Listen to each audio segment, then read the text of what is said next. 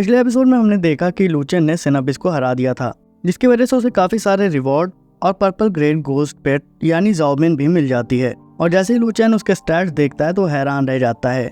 और अब कहानी यहाँ से आगे बढ़ती है। लूचेन के हाथों में एक की थी। वो ज़ाओमिन को की दिखाता पूछता है कि ये की किस लिए है।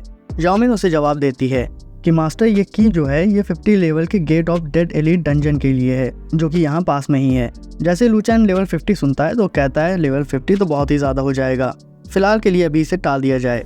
और वो ज़ाओमिन से डंजन ऑफ क्रिएशन फ्रैगमेंट के बारे में पूछता है कि ये क्या कर सकता है।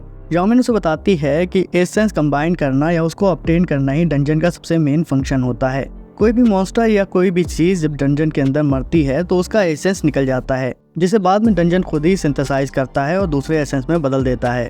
लूचेन सोचता है कि ये तो बड़ी अजीब सी बात है कि एसेंस कम और ज़्यादा भी होते हैं। वो अपनी इन्वेंटरी खोलकर चेक करता है और जैसे ही वो उसे देखता है तो शॉक रह जाता है। वाकई उसके एसेंस कम हो रहे थे। उसने 3500 एसेंस जो जमा कर रखे थे वो 3200 ही बचे थे। अब क्योंकि एसेंस ही उसके डिवाइन पपीज के लिए खाना थे तो फैसला करता है कि इनके खत्म होने के पहले या बहुत ज़्यादा कम होने के पहले वो फौरन डंजन जाएगा और इनको वापस रिप्लेनिश करेगा। लेकिन उससे पहले वो रेनाई पीक वापस जाता है और अपने डिवाइन बीस्ट को चेक करता है, जो कि बहुत अच्छी तरह से ग्रो हो रहे थे। और हम देखते हैं कि ज़ाओमिन भी अब उन पपीज से काफ़ी घुल मिल गई थी। सीन यहाँ से कट होता है और नुओ ऊपर शिफ्ट होता है और हम देखते हैं कि वो किसी आदमी से बैटल कर रही थी। वो उस आदमी को बहुत अच्छे से टक्कर तो दे रही थी, लेकिन उन दोनों के बीच पावर गैप कुछ ज़्यादा ही था। और हम देखते हैं कि जल्दी ही नुओ थक जाती है और वो आदमी अपना फाइनल अटैक कर देता है और नुओ हार जाती है। जो आदमी उसके साथ बैटल कर रहा था, हम देखते हैं कि वो बहुत ही बदतमीज़ था। वो नुओ से कहता है कि ये बैटल ये दिखाने के लिए काफ़ी थी कि वाइल्ड वेव गिल्ड हमारी गिल्ड के सामने कुछ भी नहीं है। नुओ से रिप्लाई करती है कि ये लड़ाई तो सिर्फ तुम्हारे और मेरे बीच में थी, तो इसमें हमारी और तुम्हारी गिल्ड कहाँ से बीच में आ गई। वो आदमी जवाब में उससे कहता है कि मैं लीडर हूँ ब्रदरहुड गिल्ड का और तुम लीडर हो वाइल्ड वेव की। क्या मैं गलत कह रहा हूँ? नुओ उसकी बात समझ गई कि वो कहना क्या चाहता है। एक लीडर जब दूसरे लीडर को हराता है तो जिम्मेदारियां गिल्ड पर ही आती हैं। वो कहती है कि मैं अभी और इसी वक्त से वाइल्ड वेव को क्विट करती हूँ। उसके दोनों साथी उसे रोकने की कोशिश करते हैं, लेकिन वो मानने के मूड में बिल्कुल भी नहीं थी। वो बुली उससे कहता है कि बेहतर होगा तुम क्विट ही कर दो, इतनी घटिया और बेकार गिल्ड का डिसबैंड हो जाना ही बेहतर है। और वो लोग उनका मजाक उड़ाना शुरू कर देते हैं। हम देखते हैं कि नुओ भी काफ़ी ज़्यादा उदास हो जाती है। वो कहती है कि मैं नहीं चाहती कि मेरी कमज़ोरी की वजह से वाइल्ड वेव का नाम खराब हो। वो उन दोनों से बाय कहती है और वहाँ से जाने लगती है। तब तक वहाँ लूचेन आ जाता है और कहता है मेरी मर्जी के बगैर तुम गिल्ड कैसे छोड़ सकती हो। लूचेन को वहाँ देखकर सबके सब शौक हो जाते हैं, या कहें अनोनिमस को देखकर शौक हो जाते हैं। वो इतने दिनों से टाउन में नजर नहीं आया था कि लोगों ने सोचा शायद उसने इस गिल्ड को और इस गेम को छोड़ ही दिया है। वो नुओ के पास जाता है, उससे पूछता है क्या तुम्हें फिर से कोई बुली कर रहा है। नुओ उसके इस बात को कोई जवाब नहीं देती और कहती है कि आपको वापस देखकर अच्छा लगा लीडर। और वो लूचेन से माफी मांगती है कि वो इतनी वीक है कि अपनी गिल्ड को डिफेंड भी नहीं कर सकती। लूचेन उससे कहता है कि तुम्हें माफ़ी मांगने की कोई ज़रूरत नहीं है, बल्कि माफ़ी तो मुझे मांगनी चाहिए कि मैंने गिल्ड को बिल्कुल भी टाइम नहीं दिया और आज के बाद गिल्ड के सारे इश्यूज वो खुद संभालेगा। हम देखते हैं कि लूचेन का इरादा यहाँ वापस आने का बिल्कुल भी नहीं था, बल्कि उसे मजबूरन यहाँ वापस आना पड़ा था, क्योंकि जिन डेड स्पिरिट को वो ग्राइंड कर रहा था उससे सिर्फ वो लेवल अप ही हो सकता था। ना उसे कोई रिवॉर्ड मिल रहा था और ना कोई उसे इक्विपमेंट मिल रहे थे, और इसीलिए वो इस शहर में टावर हंट के लिए आया था। लेकिन अच्छी बात यह थी कि वो बिल्कुल टाइम पर आया था। वो ये सब सोच ही रहा था कि उसके सामने वाला बुली कहता है आज या तो ब्रदरहुड गिल्ड तुम्हारी गिल्ड को क्रश करेगी या तो फिर हम सर्वर छोड़कर चले जाएंगे। लेकिन लूचेन पर उनकी बात का असर क्या होना था, उसने तो उल्टा उन्हें ही झाड़ दिया। लूचेन की बातें सुन के वो एम्बैरस भी फील करते हैं, उन्हें गुस्सा भी आ जाता है। उनका लीडर लूचेन से कहता है अनोनिमस, क्या तुम्हें लगता है सिचुएशन अभी पहले 10 दिनों की तरह ही रहेगी? शायद तुम्हें मालूम नहीं है कि यहाँ बहुत कुछ चेंज हो चुका है। जिस इमॉर्टल टावर को तुमने 7th फ्लोर तक क्लियर किया था, मैंने उसे 8th फ्लोर तक क्लियर किया है और मैं पहला ऐसा आदमी बन गया हूँ जो इतनी दूर तक पहुँचा है। और इस वक्त हमारी गिल्ड दुनिया की सबसे ज़्यादा स्ट्रॉन्ग गिल्ड है। लूचेन उसकी तरफ से मुंह फेरता है और कहता है ठीक है भाई, सिटी के बाहर तुम अपनी सारी की सारी गिल्ड को लेकर आ जाओ और हम दोनों गिल्ड के बीच में एक बैटल के दरमियान ये फैसला हो जाएगा कि कौन ज़्यादा ताकतवर है। ब्रदरहुड गिल्ड के लीडर को भी इसमें कोई आपत्ति नहीं थी, तो वो इसे एक्सेप्ट कर लेता है। और हम देखते हैं कि इस न्यूज़ से तमाम प्लेयर्स में बहुत ज़्यादा एक्साइटमेंट फैल जाती है। प्लेयर्स ये देखना चाहते थे कि अनोनिमस अब भी उतना ही पावरफुल है या उसमें कोई कमी आ चुकी है। यहाँ तक कि गेम के सभी स्ट्रीमर्स भी बहुत ज़्यादा एक्साइटेड थे, क्योंकि आज की लाइव स्ट्रीम बहुत ज़्यादा रिवॉर्डिंग होने वाली थी। और तय किए हुए टाइम पर दोनों गिल्ड्स ठीक एक दूसरे के आमने सामने खड़ी हुई थी। एक तरफ लूचेन की गिल्ड थी जो बहुत कम लोग थे, दूसरी तरफ ब्रदरहुड गिल्ड थी जिसमें काफ़ी ज़्यादा लोग थे। और हमारा यही कंसर्न बाकी प्लेयर्स के दिल में भी था। वो कहते हैं कि इनकी गिल्ड तो बहुत ज़्यादा ऑर्गेनाइज नहीं लग रही, जबकि ब्रदरहुड गिल्ड काफ़ी ज़्यादा ऑर्गेनाइज और वेल मैनर्ड दिख रही है, प्लस उनके पास मैन पावर भी ज़्यादा है। तभी ब्रदरहुड गिल्ड का लीडर एक अनाउंसमेंट करता है। वो कहता है वाइल्ड वेव्स, हमारी गिल्ड तुम्हें पहला मूव ट्राई करने का मौका देती है। अगर तुम फिर भी हार जाते हो तो तुम्हें ये एरिया छोड़कर जाना पड़ेगा। और उसकी इस बात का जवाब देती है नुओ। वो अपनी गिल्डमेट से कहती है कि कोई भी अपनी मर्जी से इधर उधर नहीं जाएगा और सब मेरे ऑर्डर को फॉलो करेंगे। लूचन उनसे कहता है कि आखिर तुम लोग ये क्या कर रहे हो। तभी उसका दूसरा गिल्डमेट उससे कहता है क्या ये ग्रुप बैटल नहीं है लीडर, आप बिल्कुल बेफिक्र रहें, हम अपनी जान लगा देंगे। लूचन उससे कहता है कि मैंने कब कहा कि ये बैटल ग्रुप बैटल होने वाली है, तुम लोग यहाँ से जाओ और मैं अकेला सब कुछ देख लूंगा। लूचन की बात सुनते ही ब्रदरहुड गिल्ड वाले पगलाने लगे। वो कहते हैं एनोनिमस तुम हमें कुछ ज्यादा ही नीचे आंक रहे हो, और उसे तरह तरह की धमकियां देने लगता है। एक तो वो पहले गुस्से में था, ऊपर से लूचन की इस बात ने उसे और ज्यादा गुस्सा दिला दिया था। वो अपने 200 सबऑर्डिनेट्स के साथ एक अकेले लूचन पर अटैक करने के लिए दौड़ पड़ता है और हम देखते हैं कि लूचन अपनी एओई स्किल का यूज करने वाला था और ये वही येलो ग्रेड स्किल है जो उसने सेराबियम से हासिल की थी। बाकी लोग उसके सर्कल को देखकर परेशान थे। वो सोच रहे थे कि आखिर एनोनिमस इन लोगों के अटैक्स को डॉज क्यों नहीं करना चाहता। उन लोगों ने पहले भी एनोनिमस की फाइट को देखा हुआ था और इस बार जिस तरह से वो लड़ रहा था वो बिल्कुल पिछली बार की फाइट से अलग था। नुओ के टीममेट्स भी बहुत ज्यादा हैरान थे। वो उससे पूछते हैं कि आखिर ब्रदर एनोनिमस इस तरह की हरकतें क्यों कर रहे हैं। नुओ कहती है कि एक साथ कई लोगों से लड़ने के लिए डिस्टेंस और पोजीशनिंग का होना बहुत ज्यादा जरूरी है। पता नहीं लीडर आखिर ऐसा क्यों कर रहे हैं। और बस कुछ ही देर में उन सबको पता चल जाने वाला था कि लूचन की फाइटिंग स्टाइल आज डिफरेंट क्यों है। येलो ग्रेड स्किल का यूज करके वो एक ही स्विंग में तमाम एनिमीज को ढेर कर देता है। वहाँ खड़े तमाम लोगों के पसीने छूट गए। आज तक किसी ने सोचा भी ना होगा कि इतना पावरफुल एओई अटैक असल में एग्जिस्ट भी करता है। बुली लीडर चाहता था कि वहाँ से तलवार फलवार फेंक के भाग जाए, लेकिन वो अपने गिल्डमेट की ऐसी हालत देख के बिल्कुल स्टन हो गया था। वो बेचारा चाह कर भी नहीं भाग सकता था। जैसे वो अपनी जान बचाने के लिए गिड़गिड़ाने की सोचता है, उससे पहले ही हम देखते हैं कि लूचन ने उसका भी काम तमाम कर दिया था और हमें पता चलता है कि लूचन ने इस फाइट को सिर्फ 10 स्वॉर्ड स्विंग्स में जीता था। लेकिन हम देखते हैं कि सभी के मर चुकने के बाद भी एनोनिमस अभी भी तलवार चलाए जा रहा था। तभी एक आदमी पूछता है कि आखिर ये ऐसा क्यों कर रहा है। पास में खड़ा एक दूसरा प्लेयर कहता है कि मुझे लगता है कि ये उन्हें इंटिमिडेट करना चाहता है कि अगर इनमें से कोई रिवाइव करना भी चाहे तो मारे डर के ना करे। सारी चीजें निपट जाने के बाद लूचन अपनी जगह पर खड़ा था और सोच रहा था अरे आज भला इन लोगों को क्या हुआ। ना कोई चीयर्स, ना कोई शाउट्स, ना कोई अप्लॉज। लेकिन हम देखते हैं कि आज उन लोगों के चेहरे पर एक्साइटमेंट से ज्यादा डर था, बल्कि अब वो इस शक में पड़ चुके थे कि लूचन इंसान है भी या नहीं। दूसरी तरफ वाइल्ड वेव गिल्ड के तमाम मेंबर्स बहुत ज्यादा खुश थे क्योंकि आज के बाद उन्हें बुली करने वाला कोई नहीं था और उनकी गिल्ड दोबारा टॉपर पहुंच चुकी थी। बेचारा लूचन इस बात से बड़ा हैरान था कि आज ना उसकी कोई तारीफ कर रहा है ना कोई चीयर कर रहा है। तो वो सोचता है कि चलो अपने काम पर लगते हैं और वो ट्विन टावर की तरफ निकल जाता है। उसको ट्विन टावर की तरफ जाता देख तमाम प्लेयर्स भी उसके पीछे पीछे दौड़ जाते हैं। जैसा कि हम सबको मालूम है, जब भी लूचन टावर के अंदर एंटर करता है तो एक नया रिकॉर्ड बनाता है और वो लोग भी इस रिकॉर्ड को मिस नहीं करना चाहते थे।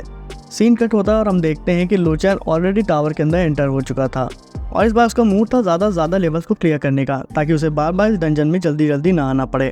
टावर के बाहर हम देखते हैं कि लोगों में फिर से चैटर चल रही थी और हमेशा की तरह लिंगजी भी वहाँ रिपोर्टिंग के लिए मौजूद थी। वो अपने व्यूवर्स को बताती है कि किस तरह एनोनिमस ने सिर्फ 13 सेकंड्स में ही लेवल 5th फ्लोर क्लियर कर लिया है। वो लोगों से कहती है कि चलिए एक शर्त लगाते हैं, लेवल 10 से 15 तक आपको क्या लगता है कि वो कितने फ्लोर क्लियर कर सकता है। और बेट की बात सुनते ही तमाम प्लेयर उस पर बेट लगाना शुरू भी कर देते हैं। किसी ने 10th फ्लोर की बेट लगाई तो किसी ने 12th फ्लोर की बेट लगाई। जिसे जैसा समझ में आ रहा था वो उस तरीके से उस पर बेट लगा रहा था। हम देखते हैं कि नुओ ने भी एक बेट लगाई थी। उसने 2000 युआन की बेट लगाई थी कि लूचन कम से कम 15 फ्लोर तक तो पहुंच ही जाएगा। मीनवाइल हम देखते हैं कि लूचन ऑलरेडी 12th फ्लोर पहुंच भी चुका था और फाइनली अब उसे थोड़ा कंपटीशन भी मिलने लगा था। यानी ये फ्लोर ऐसा था जिसमें वो इंस्टेंटली तमाम मॉन्स्टर को किल नहीं कर पा रहा था। फिर भी वो 3 मिनट के अंदर अंदर उस फ्लोर को निपटा देता है। कुछ देर और बीतती है और हम देखते हैं कि वो फाइनली 15 फ्लोर पे रीच कर चुका था। लिंगजी जो कि इन तमाम मामलात पर नजर रखे हुए थी, उसकी फ्रेंड आकर उसे बताती है कि अदर सर्वर वाले कह रहे हैं कि तुम लोग चीटिंग कर रहे हो, वरना इतनी जल्दी इतने सारे फ्लोर्स क्लियर करना बिल्कुल भी मुमकिन नहीं है। लिंगजी कहती है कि मुझे फर्क नहीं पड़ता कि अदर सर्वर वाले क्या कहते हैं, मेरे ख्याल में तो एनोनिमस ने बस अभी शुरुआत की है, वो अभी और ज्यादा लेवल भी क्लियर कर सकता है। और फेंग लिंगजी की बात बिल्कुल सही भी थी क्योंकि हम देखते हैं एनोनिमस 16th फ्लोर तक रीच कर चुका था और ये देखते ही तमाम प्लेयर्स में हंगामा मच जाता है और देखते ही देखते उन्हीं प्लेयर्स के सामने लूचन 17, 18, 19 यहाँ तक 20th लेवल तक भी पहुंच जाता है। फाइनली 20 फ्लोर पे पहुंच के उसे एहसास होता है कि यहाँ के मॉन्स्टर कुछ ज्यादा ही स्ट्रॉन्ग हैं और वो उन्हें बीट नहीं कर सकता। तो वो टावर से बाहर आ जाता है। टावर से बाहर आने के बाद उसे ध्यान आता है कि उसे स्पिरिट सोर्स को भी अपग्रेड करना है और क्योंकि अब टावर के लेवल भी काफी ज्यादा मुश्किल हो गए थे तो वो सोचता है क्यों ना इमॉर्टल पगोडा को हंट किया जाए। और कुछ ही देर में हम देखते हैं कि वो इमॉर्टल टावर भी पहुंच जाता है और वहाँ 7th फ्लोर तक भी क्लियर कर लेता है। 7th फ्लोर तक रीच करने के बाद वो काफी सेटिस्फाई था। वो जानता था कि आने वाले काफी टाइम तक कोई भी इतनी जल्दी 7th फ्लोर तक रीच नहीं कर पाएगा, तो फिलहाल के लिए इतनी हंटिंग काफी थी। और बाहर हम देखते हैं कि प्लेयर्स में अब बहुत ज्यादा एक्साइटमेंट नहीं बाकी रह गई थी। उनके हिसाब से ये सब वाकयात काफी ज्यादा डिमोरलाइजिंग थे क्योंकि कोई चाह के भी इन कारनामों को दोहरा नहीं सकता था। नुओ लूचन के पास आती है और उसका शुक्रिया अदा करती है। लूचैन कहता है कि शुक्रिया करने की कोई भी ज़रूरत नहीं है, मेरी गैर मौजूदगी में तुम लोगों ने गिल्ड का बहुत अच्छे से ध्यान रखा, तो शुक्रिया तो मुझे अदा करना चाहिए। ये कहकर वो उन लोगों की तरफ रिवॉर्ड बढ़ा देता है। वो कहता है कि यहाँ से जितने भी रिवॉर्ड बढ़े हैं मैं उनमें से सिर्फ स्पिरिट फ्रैगमेंट्स ले रहा हूँ और बाकी की तमाम चीज़ें तुम लोग आपस में गिल्ड में बांट लो। नुओ को इतना सारा रिवॉर्ड लेते शर्म आ रही थी, लेकिन लूचैन कहता है कि शर्माने की कोई ज़रूरत नहीं है और उसे एक सलाह भी देता है। वो उससे कहता है कि जिस स्पीड से तुम लोग लेवल अप हो रहे हो तुम लोग बहुत जल्दी लेवल 25 पहुंच जाओगे और लेवल 25 के बाद मैजिक का रोल बहुत ही प्रोमिनेंट होने वाला है, तो तुम लोग अपना ज़्यादा से ज़्यादा ध्यान मैजिक कल्टीवेशन की तरफ रखो। ये कहकर वो उन लोगों से अलविदा कहता है और वहाँ से निकल जाता है। पास खड़े तमाम लोगों ने भी लूचैन की ये बात सुनी थी। अब उन्हें दो चीज़ें मालूम थीं। पहली तो ये कि मैजिक कल्टीवेशन बहुत ज़्यादा ज़रूरी है और दूसरी चीज़ ये कि लूचैन खुद भी 25 लेवल से ऊपर जा चुका है। हम देखते हैं कि इमॉर्टल टावर ट्विन टावर को ग्राइंड कर लेने के बाद अब लूचैन सोच में पड़ा हुआ था कि भला वो ग्राइंड करने जाए तो कहाँ जाए, और उसका लेवल भी इतना ज़्यादा हाई हो चुका था कि वो किसी भी आम डंजन में एक्सपीरियंस हासिल नहीं कर सकता था। लेकिन उसे कुछ ना कुछ तो करना था वरना वो स्टक हो जाता। तो वो फैसला करता है कि वो अंडरग्राउंड माइन में हंटिंग करने जाएगा, शायद वहाँ कोई हिडन बॉस या कोई हिडन लेवल मौजूद हो। सीन कट होता है और हमें अंडरग्राउंड माइन का एंट्रेंस दिखाया जाता है जहाँ पर ढेर सारे प्लेयर्स पहले ही मौजूद थे और शेनलैंड भी एक हिडन डंजन की उम्मीद लिए हुए उस डंजन में एंटर करता है। डंजन में 10 या 20 रन्स लगाने के बाद आखिरकार उसे एक नोटिफिकेशन हासिल होती है जिसमें उसे इन्फॉर्म किया जाता है कि उसने 2 मिनट 18 सेकंड के अंदर ही डंजन बॉस को किल कर दिया है और इसी के साथ उसकी ओवरऑल रन का टाइम हो जाता है 6 मिनट्स, जिससे अंडरग्राउंड केव डंजन का एक नया रिकॉर्ड स्थापित हो जाता है। और उसकी इस हलचल से केव के नीचे रहने वाले सिंपल लाइफ फॉर्म भी अब जागने लगे हैं और उसका ये नेक्स्ट अटेम्प्ट जो होने वाला है ये उसका फाइनल अटेम्प्ट होगा। और इस नोटिफिकेशन के मिलते के साथ ही लूचैन समझ जाता है कि यहाँ हिडन डंजन जरूर मौजूद है। सीन कट होता है और हम देखते हैं कि नेक्स्ट अटेम्प्ट में उसने 4 मिनट 59 सेकंड्स के अंदर ही डंजन को क्लियर कर लिया था और जैसे उसका ये नया रिकॉर्ड कायम होता है वैसे ही ज़मीन फट जाती है और उसमें से एक नया बॉस अपीयर होता है जो कि एक डायमंड रैंक हिडन बॉस था जिसका नाम था एबिसल ज़ॉम्बी किंग और उसका लेवल था 30।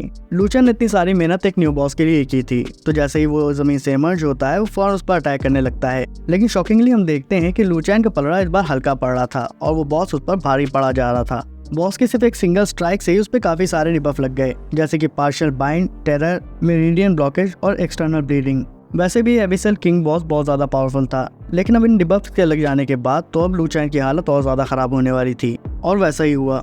हम देखते हैं कि बॉस ने एक स्ट्राइक में ही लूचैन की 1/3 हेल्थ खत्म कर दी थी। लूचैन हर तरह की स्ट्रेटेजी लगाने की कोशिश करता है, उस पर हर तरफ से अटैक भी करना चाहता है, लेकिन अपनी तमाम कोशिशों के बाद भी लूचैन उसके ऊपर 600 से ज़्यादा डैमेज डील नहीं कर पा रहा था। ऊपर से बॉस का खुद का डैमेज 7000 था, प्लस उसका डिफेंस भी काफ़ी ज़्यादा हाई था और 60,000 HP था। लूचैन ये तो जानता था कि अब वो किसी भी स्ट्राइक को अपने ऊपर बर्दाश्त नहीं कर सकता, तो वो उसके तमाम अटैक्स को डॉज करने लगता है। लेकिन वो कब तक ऐसा कर सकता था ये तो वो भी नहीं जानता था। अब तो उसे भी लगने लगा था कि शायद आज वो इस डंजन में मारा ही जाएगा। भी सीन कट होता है और हम देखते हैं कि पूरे वर्ल्ड सर्वर में एक नोटिफिकेशन दिखाई जाती है जिसमें बताया जाता है कि इस वक्त अंडरग्राउंड केव डंजन टेम्पररीली पॉज कर दिया गया है क्योंकि एक टीम करंटली हिडन बॉस को चैलेंज कर रही है और इस चैलेंज का आउटकम ये तय करेगा कि सिस्टम इस डंजन के सेकेंड लेवल मैप को ओपन करेगा या नहीं। हम देखते हैं तमाम प्लेयर जो डंजन के बाहर खड़े थे वो एंटर नहीं कर सकते थे, लेकिन जो अंदर फंस चुके थे वो बाहर भी नहीं निकल सकते थे। और कोइंसिडेंटली इस बार हम देखते हैं कि डंजन के अंदर फंसे हुए लोगों में से एक लुई भी थी और बाकियों की तरह लुई और उसकी फ्रेंड ने भी इस नोटिफिकेशन को पढ़ रखा था। वो दोनों काफ़ी ज़्यादा गुस्सा थे कि उन्होंने ऑलमोस्ट इस डंजन को क्लियर कर लिया था और एन वक्त पर ये हो गया। लेकिन लुई सबसे ज़्यादा गुस्से में थी क्योंकि वो इस एक्सपेडिशन की इंचार्ज थी और अपने पूरी टीम का दारोमदार उसी के कंधे पर था। अपनी दोस्त के समझाए जाने पर काफ़ी देर बाद वो जाकर कहीं काम डाउन होती है, लेकिन अब भी वो नाराज़ थी। वो कहती है कि हमारी टीम जिसके पास कोई भी बैकिंग नहीं है, हमने इतनी मेहनत की यहाँ तक पहुँचने के लिए और अचानक एक सरपेरे ने आके हमारे सारे प्लान पर पानी फेर दिया। मुझे समझ नहीं आता कि आखिर ये आदमी है कौन जिसने हिडन बॉस को चैलेंज किया है। लुई की फ्रेंड को मानना था कि एनोनिमस के अलावा कोई और ऐसा कर ही नहीं सकता। लुई जैसे एनोनिमस का नाम सुनती है तो अपना माथा पकड़ लेती है क्योंकि एनोनिमस के उस पर काफ़ी एहसान थे, तो उसका नाम सुनकर खामोश हो जाती है और अपनी फ्रेंड से कहती है कि आखिर ये इंसान इतना ज़्यादा पावरफुल है क्यों। तभी हमें दोबारा लूचैन की तरफ दिखाया जाता है। सारे हथकंडे यूज़ करने के बाद भी जब वो बॉस का कुछ नहीं बिगाड़ पाया तो वो अपनी घोस्ट फ्रेंड से कहता है कि मुझे इनविजिबल कर दो, और शाओमिन ऐसा ही करती है। लेकिन एक हथियार बॉस के पास भी था, वो फौरन ग्राउंड के अंदर चला जाता है। लूचैन सोचता है जब तक ये ग्राउंड के अंदर रहेगा तब तक तो इस पर हमला करना बहुत मुश्किल है, तो ग्राउंड पर एक जोरदार अटैक करता है। जैसे ही ग्राउंड पे वाइब्रेशन होता है अटैक से, वैसे ही वो बॉस जमीन फाड़ कर बाहर आ जाता है। लेकिन हर तरफ देखने के बाद भी उसे लूचैन नहीं दिखता। लूचैन उसका रिएक्शन देखता है और खुश हो जाता है कि ये टेक्निक आखिरकार काम कर गई और उस पर एक के बाद एक लगातार अटैक करने लगता है और कहीं आधे घंटे बाद जाकर वो उस बॉस को मारने में कामयाब होता है। और एबिसल ज़ॉम्बी किंग को किल करने पर उसे बतौर reward 19,000 life points, 26 tier talent fragments और 26 स्टार एवोल्यूशन पॉइंट्स मिलते हैं। और इसके अलावा ऑब्टेन आइटम्स में उसे zombie king mask, zombie king powder, dungeon recruitment order और अंडरग्राउंड माइन 3rd लेवल की मिलती है। लेकिन इन सारे आइटम्स को पढ़ने के बाद भी उसकी नज़र जिस चीज़ पर टिकती है वो था डंजन रिक्रूटमेंट ऑर्डर। एक नॉर्मल रिक्रूटमेंट ऑर्डर और इस रिक्रूटमेंट ऑर्डर में फ़र्क ये था कि इसके साथ वो अब ज़ॉम्बी किंग को भी रिक्रूट कर सकता था, जिससे वो काफ़ी ज़्यादा एक्साइटेड हो जाता है। इसके बाद वो अपना सेकंड आइटम खोल के चेक करता है, जो था ज़ॉम्बी किंग मास्क। उसके एट्रीब्यूट्स काफ़ी ज़्यादा ओपी थे और पर्पल गियर आइटम था। और 3rd आइटम जो उसे मिला था वो थी की, जिसे यूज़ करने पर वो इस अंडरग्राउंड माइन डंजन को लेवल 20 से 25 में अपग्रेड कर सकता था। लूचेन फैसला करता है कि वो फिलहाल तो अभी से अपग्रेड कर देगा, लेकिन बाद में इसे चैलेंज करेगा। और जैसे ही वो उस की को क्लिक करता है तो वैसे ही एक नोटिफिकेशन पॉपअप होती है, अंडरग्राउंड केव डंजन आज से लेवल 20 की जगह 25 हो गया है और अब ये ऑफिशियली ओपन भी है। वो जाहिर सी बात है, इतनी बड़ी अनाउंसमेंट सुन के तमाम प्लेयर्स के चेहरे खिल उठे। और उसी वक्त लूचेन भी वहाँ केव से बाहर आता है और जैसे ही वो सामने देखता है तो वहाँ लुई खड़ी हुई थी। लकीली वो अभी भी इनविजिबल था तो लुई उसे देख नहीं पाती है।